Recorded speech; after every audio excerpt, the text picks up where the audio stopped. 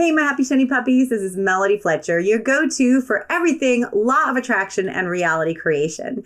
And today I've got a treat for you. What follows is an excerpt from one of our live Q&A calls where people just like you, students just like you, were able to ask me questions and I answered them. And today you're going to get one of those. And as you see in the coming weeks, we're going to be rolling out more and more of these. And if you'd like the chance to be a part of one of these Q&A calls for free, then stay to the end of the video and I'm going to tell you exactly how to do that. All right, I'll see you on the other side. Bye.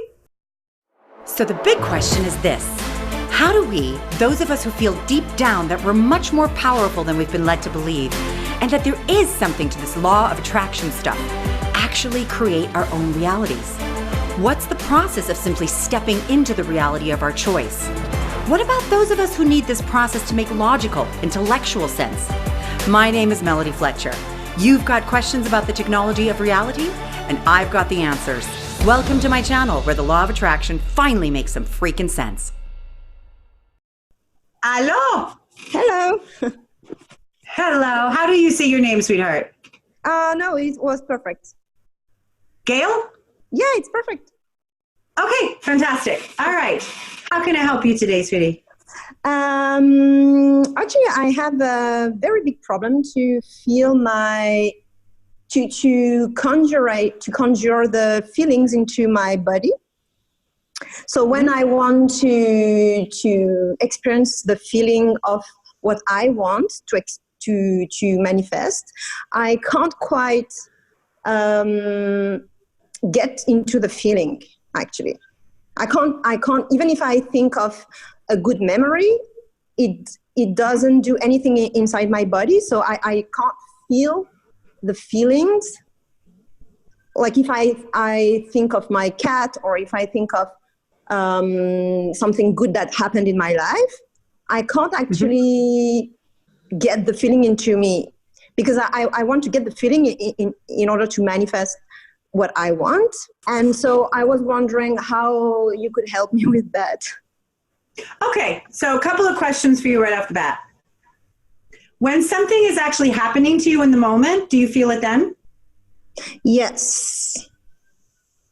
Good. Like it depends, actually. Actually, it depends.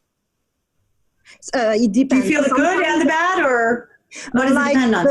The bad emotions, I have no issues at all to feel them, but something nice that is happening to me, sometimes I have issues with it. Like joy, for example, sometimes it's hard, but when I get it, usually I'm over emotional about it. Like if I get access to the feeling of joy, then I'll be overjoyed. Like it will be overwhelming almost, like super excited. Yeah. But otherwise I have very hard time with the feeling of joy or this type of feeling. Yeah, so there's a numbing out that has happened there. Yeah?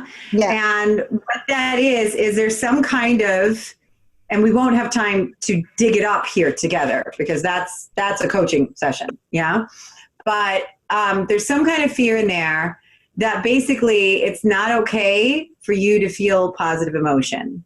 And that's why it has to be really, really big for it to swap out, and then it's overwhelming. So positive emotion is actually a negative thing for you. Yeah? There's been an association of some kind. Like it's either dangerous, so positive emotion also feels bad.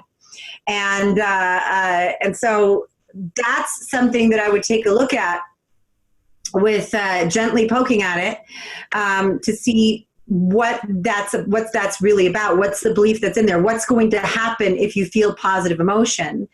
That's something, I mean, a little exercise I can give you here is as you go through your life, notice the things that intellectually, are kind of nice for you. And it doesn't have to be anything big.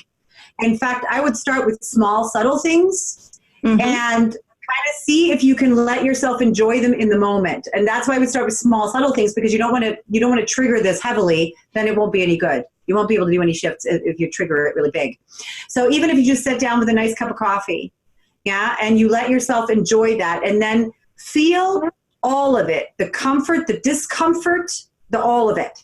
Yeah. Allow yourself to let those feelings come up, and how uncomfortable or reluctant you might be to even enjoy a cup of coffee. And then your mind might want to jump in and go, that's ridiculous. It's just a cup of coffee. It doesn't mean anything. And it doesn't matter, because that's what you're feeling and it's representative. Yeah. So that's how I would start, with small moments of pleasure and feeling your way through without beating up on yourself, without going, I should be able to feel this more. Go with what is, and just let yourself sit with what is. And then you will probably get more data, and you might even have some epiphanies. Yeah. But that's how I would start kicking that process off, is go into small moments of pleasure, not the really big stuff yet. You don't have to overwhelm yourself or trigger it too hardly. And the stuff that wouldn't make any sense for you to resist, and yet you do anyway, and then letting yourself feel with the feeling at that level, so it won't shut you down. Does that make sense? Yes, it does absolutely make sense.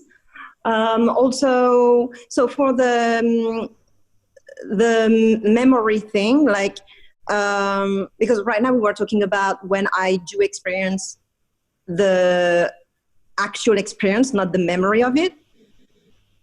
But what about the memories? Because even if I try to remember something bad, I don't necessarily get the feeling of it. Like if I think about it by myself without trying to, I can actually feel bad. But if I try to think about something bad, I will not necessarily have the bad feeling. Like I said, it's the same numbing out thing. And what I would look at there is, there's a couple of different things that you can do. One of them is awareness, bringing awareness just to how you feel, to whatever degree you feel, without pushing against it. And you can do that throughout the day. This kind of numbing out is a lack of awareness, like an almost deliberate lack of awareness. It's like, I'm not going to notice that. I'm not going to see that, because for some reason it's scary to do so if you do. But what you can also do is, and I think, yeah, you're working with Tina, you're working with a coach? Yeah, I was. Yeah. So my recommendation to you, the other alternative you can do, is that you work with somebody who can read your energy, and then let them help guide you through the process, so that if your memory comes up, even though you might not be aware of the emotion, they can be aware of the energy that you're activating, and then you can still shift things even without fully being aware of the emotion yourself. Okay. So there's two options, but the first one doesn't require anyone or any money or anything, and that's just you becoming more and more aware to what you can feel, and not focusing so much or beating up on yourself for what you can't feel or what you think you should feel. Because as you focus on what you can feel, and you kind of celebrate that a little bit, at least to some degree, be happy about it a little bit, or don't beat up on yourself for it, you're going to be able to activate that more and more and more. But this, I feel personally for you personally, yeah, that this is going to take you a little while, because I think you're chewing on something way bigger here than you realize. And so what I'm feeling from you is softly is the way to go here. Okay. Because if you try to push too hard, you're going to get shut down, and you're not going to go any further. And then you have to dig yourself out of that. It's going to be too scary. So I would say softly become aware of what it is that you're feeling, positively and negatively, and if you check out, that's okay. Don't beat up on yourself. No beating up on yourself through this process. Just welcoming it in, like scared feral animals. You're just welcoming them in and being patient and letting them come in. Mm. Don't try to drag anything in. Yeah. Does that make sense? Yeah. But that wasn't to scare you. That's just to say, this will be much more effective and much faster if you take it incrementally and softly, and you're gentle with yourself, than if you try to hardcore this. Yeah, but actually, I've been doing that for many years now, because the self-awareness, feeling my physical sensations. I started with Vipassana meditation, with feeling the sensation without judgment. So I did it for many years. Then I shifted into feeling like to do the same type of meditation, but much more in my own method, where I was feeling all my difficult sensations in my body that was coming up. And I have a lot of pains around my neck and my back. So I spend a lot of time during my day, like many hours a day, to feel my physical sensations and to stay with them with unconditional presence, without judgment, to just feel. So I just feel, and like the actual physical sensations, and I stay with it, but it doesn't shift. So yeah, I can just be unconditionally loving and unconditionally present, but it hasn't for like 3 or 4 years changed. Like it's been 5 years actually. It hasn't changed. It hasn't changed. Yeah, no, there's something in there. Like I said, I don't have time to help you dig it out today. Yeah, but because this would take an hour or two, but there's something in there, and I'm feeling it, and I think you've probably been whittling away at it for a long time. Yeah, and shaving off pieces, but there's something in there that is coming, and it is something that still scares you too much to be able to go after it full bore. You have to be a little bit softer about it. But, working with somebody like myself, with Tina, whatever, you that could help you speed this up. But I mean, I feel that there's something in there. And, you're obviously talking to me here today. Yeah. Yeah. So you must be closer. Yeah. You must be closer, probably closer than you think. These kinds of protective mechanisms, they can be quite nasty to deal with, not because they're evil or they'll hurt you, but because it's so ingrained for them to protect you that they can be super overprotective. And so there are some really advanced techniques that I have that we can use to go after that kind of thing. Would require way more time than we have here to explain those to you at this time. But we do have things that we can do in those kinds of situations. But sometimes it takes a while because, like I said, we can't go harder than we can because otherwise it shuts you down, and then that ends that process, and then you got to start from scratch again. As part of the explanation, to try to give you some kind of answer here today that will be in any way helpful to you. Sometimes these big issues come up, and it's really difficult to give you any kind of relief off of 5-minute answer. But to give you some kind of answer is you're doing it right. You're doing it right.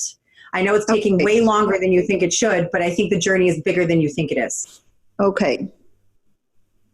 So Thank you very much for telling me that I'm doing the right thing, because it's been many years now, and I was like, I must be doing something wrong, obviously, because it's not. No, I think you're just climbing a bigger mountain than you thought.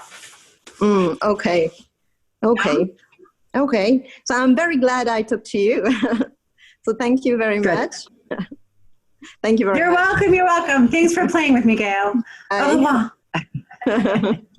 Look at you made it all the way to the end of the video. Good for you. So if you'd like a chance to be part of these Q&A calls that we do for free, then all you have to do is get onto my email list. People on my email list get free gifts like this. In fact, I'll even give you another free gift for getting onto my email list, which changes periodically. So I'm not going to tell you what it is so that I can change it, but just check the description down below. Get onto my email list, get your valuable free gift, and you will be invited to take part of one of these Q&A calls yourself, where you can ask me whatever you want. Sound like a good deal? I think so. So sign up now, get invited to a Q&A call, and get your own answers. Until then, enjoy the videos every week. Thank you for bringing your light to the world.